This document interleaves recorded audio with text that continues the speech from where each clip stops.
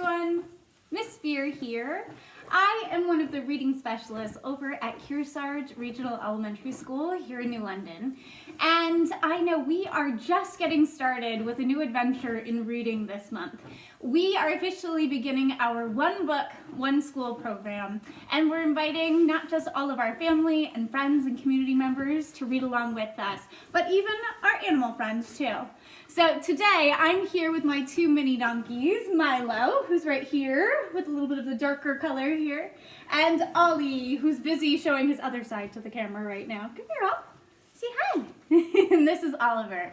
So my two mini donkeys are here with me to help me kick off our animal-themed story this month. I know our book in One Book, One School has been selected as Nuts to You. And today we're going to jump right on in with the first few chapters, and we'll continue to come back each week with some new guest readers to share some of the different chapters and parts of the story here. So be sure to tune in and join us as we continue on through this adventure, but let's go ahead and get started. You ready, Milo? Ready for a good book. Now, to start off, I do want to make sure that I share we do have permission from the author, Lynn Ray Perkins, to read this book aloud and create videos for this purpose. So you're welcome to tune in as we work through this, as we have her permission. The other thing I want to mention as we start off is also to be sure to check out Lynn Ray Perkins' website. There, she includes some information about her story, how she came up with this idea, but also some really helpful information about pronouncing some of these squirrel character names. She's taken some inspiration from some of the sounds the squirrels themselves make, and I know as we come to some of these names, it can take us a moment to pause and figure these out. So be sure to check out her website for her suggestions, but she also shares that we can have more than one way to pronounce some of these names. So for TSTS today, I'm going to be pronouncing it as she suggested with Zutza. And for TCHKE, I'm going to be pronouncing that as Chuka. So I know there can be a few different pronunciations, and so feel free to check that out and decide for yourself what sounds best to you. Your best squirrel impressions. You got your best squirrel impressions, Mila? Maybe not today. All right, let's dive on in and get started with Nuts to You by Lynn Ray Perkins. We're going to begin with the author's note today, Ollie, okay? Always start with the beginning first.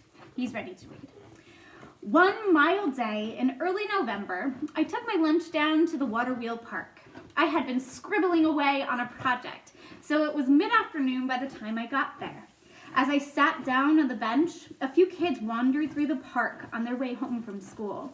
They stopped to drop sticks into the stream above the water wheel, then ran down to watch them fly off on the other side. I waved to Rose, who was walking someone's dog down the alley below the park. A couple of high school boys pulled up in a car and headed for the tennis court. Soon, I heard the pock-pock of the tennis ball interspersed with shouts of the score. Some birds were excited about the wild grapes hanging in thick clusters from their vines, which were supported by a different kind of bush that had tiny red berries that I would certainly not eat without finding out what they were. They didn't look that tasty anyway, but they were pretty.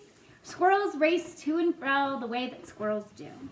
I was watching the carefree squirrels when, all at once, one of them jumped onto the end of the bench where I was sitting and looked with interest at me, and then, meaningfully, at my sandwich. Ooh, he's hungry too. Quite calmly, he stepped closer. That's bold, I thought. A little too bold. I tore off a bit of my sandwich and was about to chuck it as far as I could, figuring he would take off after it, when he spoke. Little twist here, right? Please don't throw it, he said. Would you mind just setting it on the bench? I'm not as spry as I once was. While I was gathering my wits, he sniffed the air and spoke again. It's peanut butter, isn't it? I nodded. I didn't speak.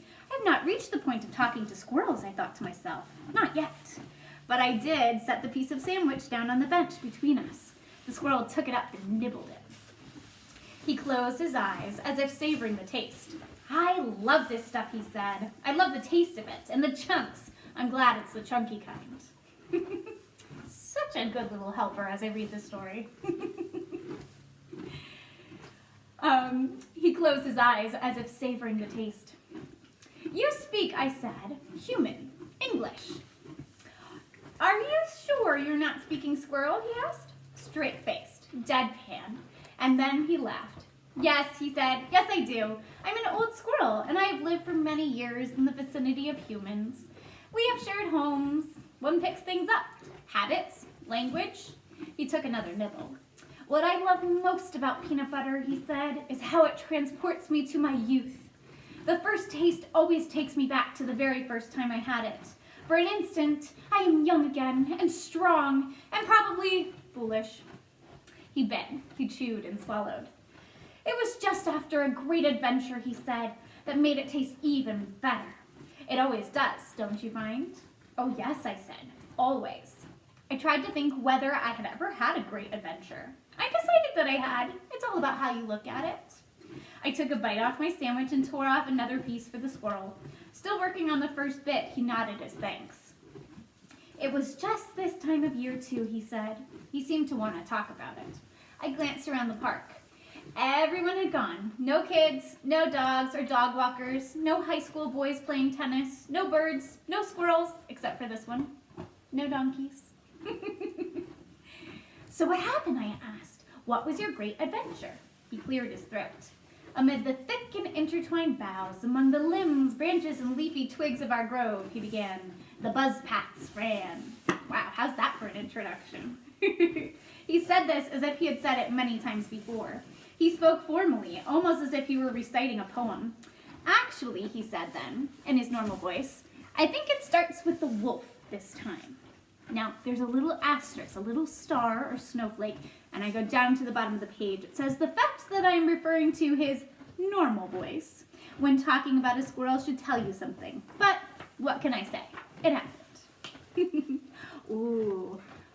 Want to check out the illustrations, bud? Oh, yeah. There's some beautiful illustrations in this story, too, also created by Lynn Ray Perkins. I'll try to get a little bit closer for that. There you go. And I know all of the copies in our classroom will give you a chance to take a closer sneak peek at some of these illustrations. Chapter 1 is called The Squirrel Who Cried, Wolf! It's true that there was a wolf, or wolves. There may have been more than one. Maybe there were actually coyotes, who knows? They all look pretty much the same to a squirrel. Huge, shaggy, terrible yellow eyes, red slobbery mouth with big sharp pointy teeth.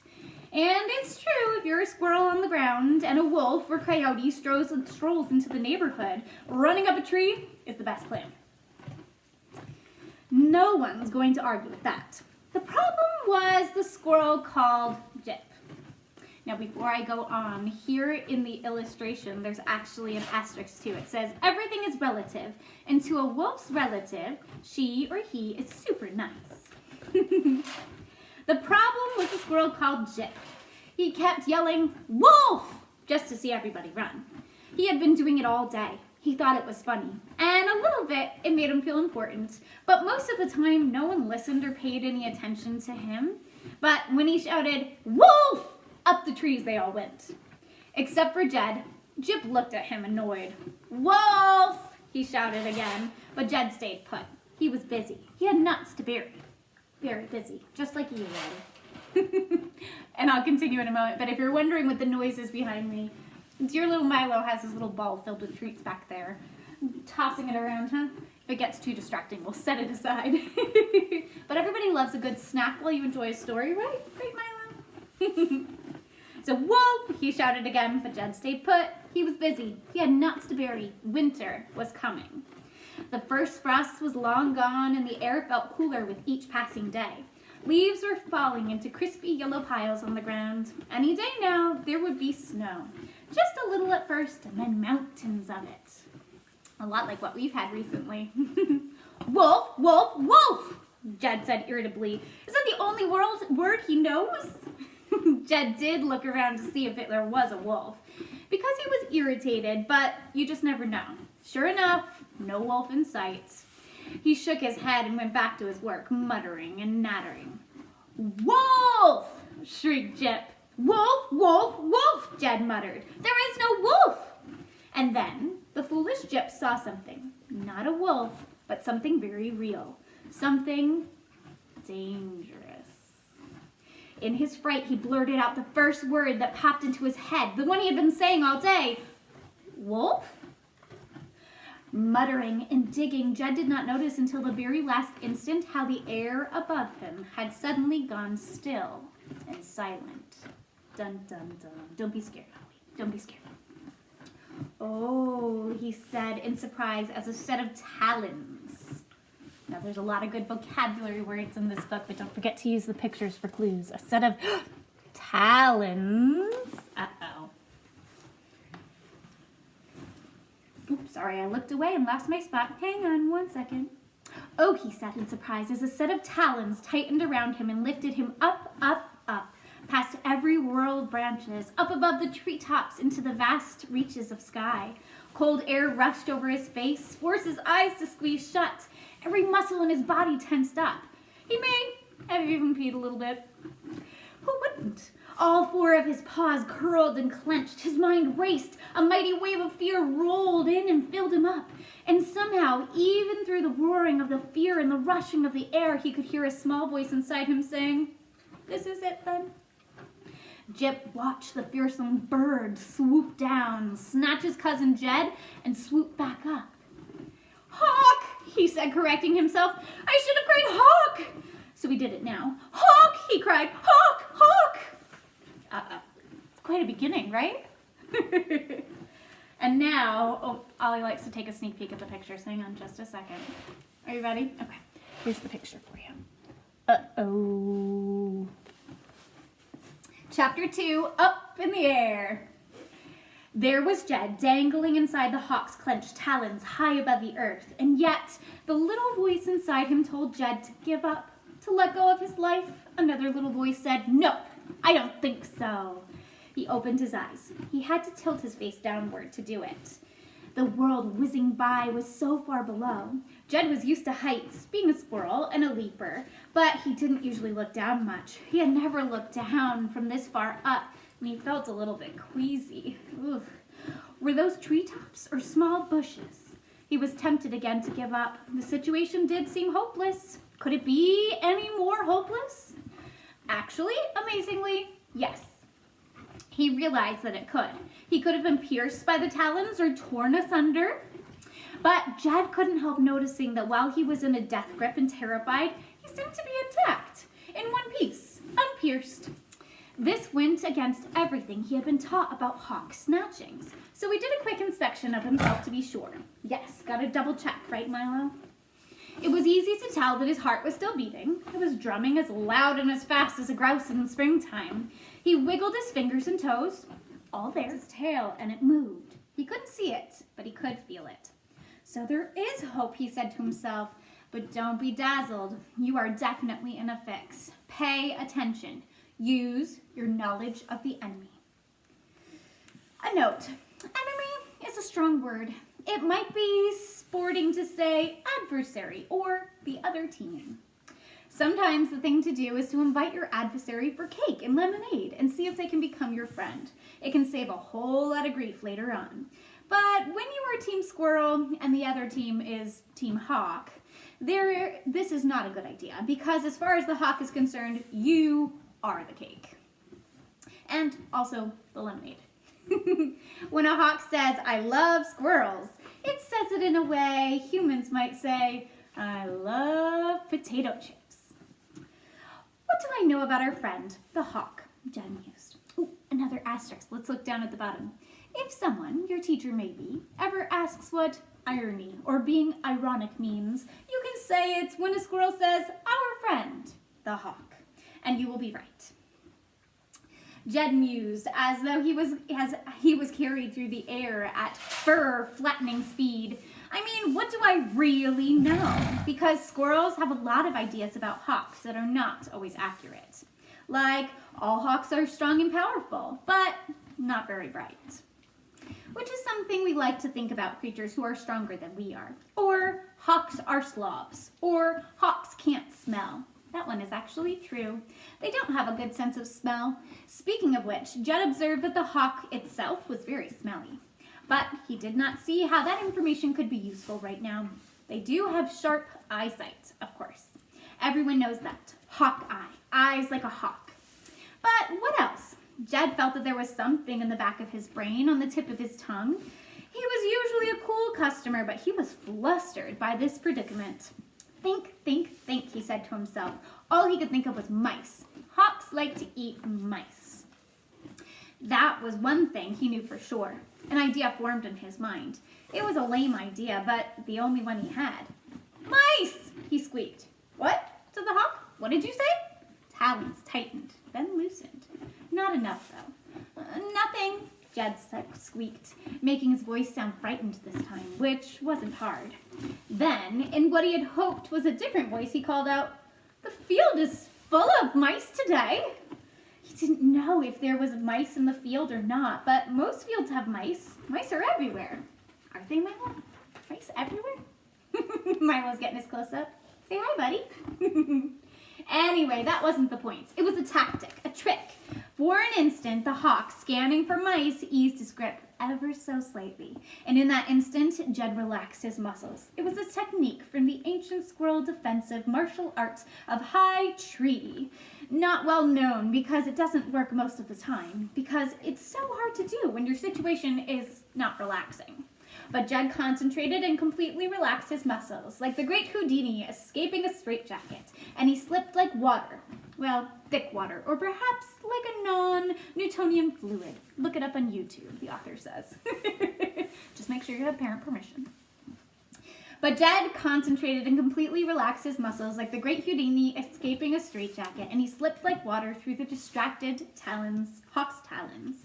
The hawk, truth be told, was most distracted, not because Jed was shouting about mice, but by the fact that Jed was still alive.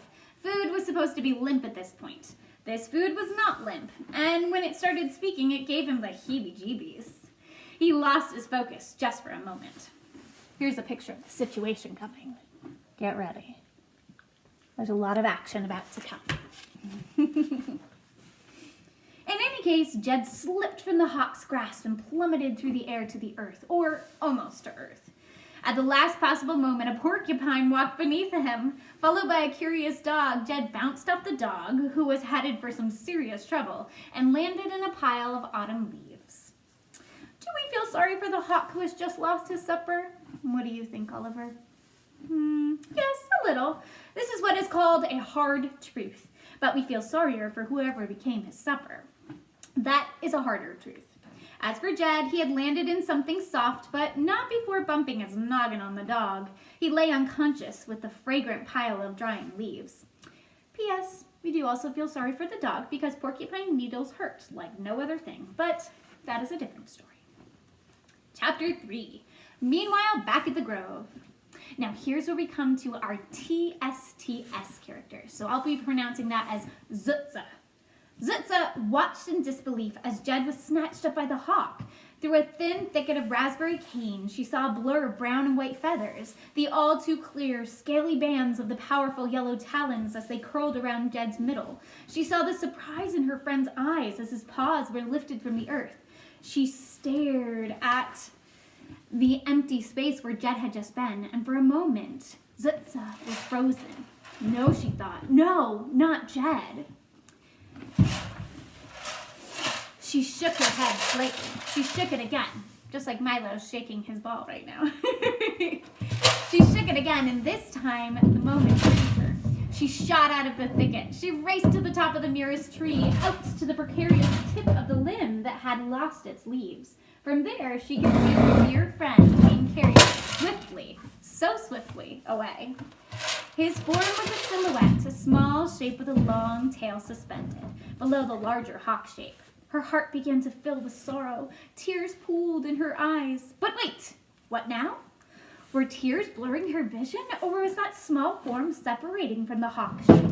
It was! It was falling away like the drop of a water from the tip of a leaf, like a nut from a tree, like a squirrel!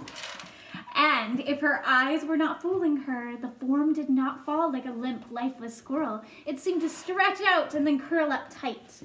The curled-up squirrel shape fell into some trees where she could no longer see it, but hope pushed its way into her heart. Stubbornly, it took its place beside the sorrow. Now, Chai joined her in the treetop. The slim limb dipped lower with its weight. He, too, had seen the capture of Jed. Following Zutza's gaze, he watched the tiny silhouette of the hawk swoop and soar. He furled his tail over his shoulder in sympathy. Are you being very sympathetic? Very sympathetic. Oh, yes, so very sympathetic. Let us go eat a nut, he said, and remember our friend. I think you escaped, she said. Chai pushed back his cap and peered quizzically at her. Zutza, he said gently, no one escapes from the talons of a hawk. I saw him fall, Chai, she said. The hawk dropped him just past the unnatural shape. Which unnatural shape? Asked Chai. He could see 3 of them without even twitching his head. The huge silvery egg, the tall frozen spider web, and the great beak that sometimes sings but never opens. Now, I'll leave you to check out the book to see the illustrations of what these things might really be. The spider web, said Zutza, but not the closer one, the one after that. Chai looked toward the point he was describing. It was a long way, a very long way away. Out of their realm, 3, maybe 4 realms away. Now, I'm still not certain if a realm is a specific geographical place, like a country or a measurement, like a mile. Either way, it's big. Chai looked toward the point that she was describing. It was a long, long way away. And from a flying hawk in the air down to the earth was a very long way to fall. If Jed escaped, he said to Zutza, no one is happier than I am, but we will never see him again. He won't know where he is, said Zutza. He probably had his eyes shut the whole time. We will need to go find him and bring him home. Are you nuts? Asked Chai. It's kind of funny for a squirrel to ask, isn't it? To squirrels, are you nuts is a combination of have you lost your mind and you remind me of the most wonderful thing I can think of, nuts. By itself can actually mean many things, like hello, goodbye, or wow. Kind of like shalom, aloha, or cheers. In this case, are you nuts also meant my friend. What do you want to do? It's not even possible. From far below, they heard Jip cry, hawk! They looked at each other and rolled their eyes. Then they looked around and also straight up, just to be sure. How could we even begin to find him, asked Chai. We could go along the buzz paths. Now, the buzz paths in this story are actually talking about the power lines, the buzz paths, said Zutza. They connected the frozen spider webs, fold them together or something. They do, asked Chai.